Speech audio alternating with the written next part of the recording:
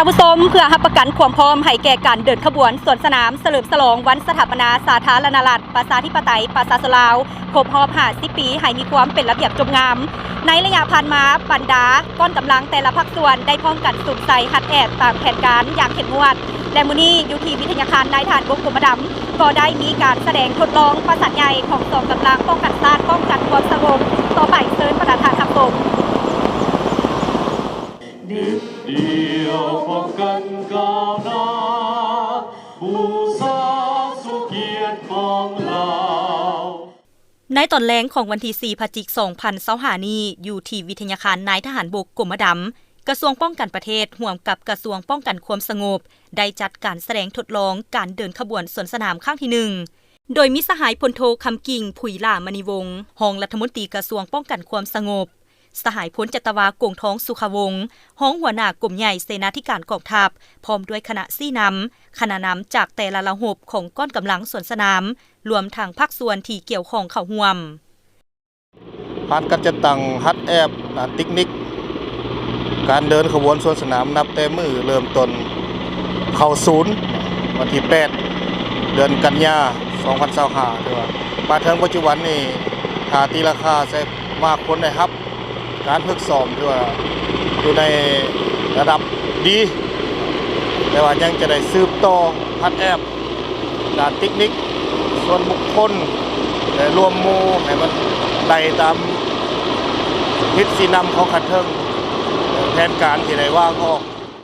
จุดประสงค์เพื่อรับประกันให้แก่การจัดตั้งปฏิบัติหน้าเวียกการกะเกียมจัดตั้งงานโฮมซุมนุมและการจัดตั้งฮัดแอบสวนสนามเฉลิมฉลองวันชาติที่2 ธันวาคม 50 ปีให้มีความหมายลึกซึ้งสง่างามและสมเกียรติทั้งเป็นการเอกภาพพื้นบรรดาถาจังหวะให้เข้มงวดเพื่อจัดตั้งปฏิบัติระเบียบการเดินสวนสนามให้สำเร็จตามวาระและจุดประสงค์คาดหมายที่วางไว้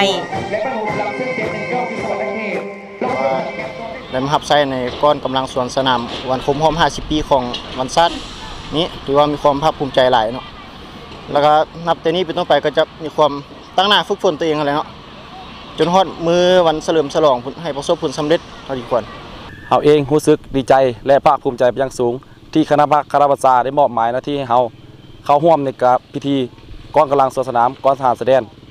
เราเองจะยกสูงความรับผิดชอบต่อหน้าที่เป็นงานการเมืองของตนพร้อมกับบรรดาสายทุ่มเทแห่งกายแห่งใจเข้าในการฝึกซ้อมแอบให้มีความสมิสำนานและให้มีความประสบผลสำเร็จทุกหน้าที่และมีความเข้มแข็งทุกประการขอบใจเพื่อเป็นการระลึกถึงวันสำคัญทางประวัติศาสตร์ของชาติเอกอ้างผลงานอันใหญ่หลวงในการสร้างสรรค์และพัฒนาประเทศชาติเพื่อเสริมขยายมูลเสื้ออันดีงามของชาติพร้อมทั้งถือเอาโอกาสนี้เตาโฮมความสามัคคีปองดองชาติของประชาชนลาวบรรดาเผ่าในทั่วประเทศตามทิศซี่น้ำของพรรควางออกให้บรรลุตามจุดประสงค์คาดหมายโอกาสนี้สหายพลจัตวากงทองสุขวงศ์ก็ได้ตีราคาสูงต่อการจัดตั้งปฏิบัติการหัดแอบสวนสนามพร้อมทั้งแลกเปลี่ยนคำเห็นเพื่อเป็นเอกภาพพร้อมทั้งเสนอวิธีการแก้ไขให้มีประสิทธิภาพเพื่อรับประกันให้แก่การเดินสวนสนามเฉลิมฉลองวันสถาปนาสาธารณรัฐประชาธิปไตยประชาชนลาวครบรอบ50 ปีให้บรรลุผลและสำเร็จตามแผนการที่วางไว้อย่างจบงามท่านผู้ชมการแสดงทดลองประสานกรของกองกำลังป้องกันชาติป้องกันความสงบในมื้อนี้เห็นได้ความสามัคคีเป็นจิตหนึ่งใจเดียวกันทั้งสองกำลังได้พร้อมกันยกสูงความรับผิดชอบของตนเข้าในการฮัดแอบสวนสนามอย่างตั้งหน้าสามารถรับประกันได้ความเป็นระเบียบจบงามให้แก่การเข้าร่วมเฉลิมฉลองวันชาติที่2 ธันวาคม 50 ปีให้ได้รับผลสูงทีมงานข่าวภาคสนามถ่ายภาพห้อยโทภูเขาวันอินทวงศ์รายงานเป็นข่าวเยอะที่กันของผลงาน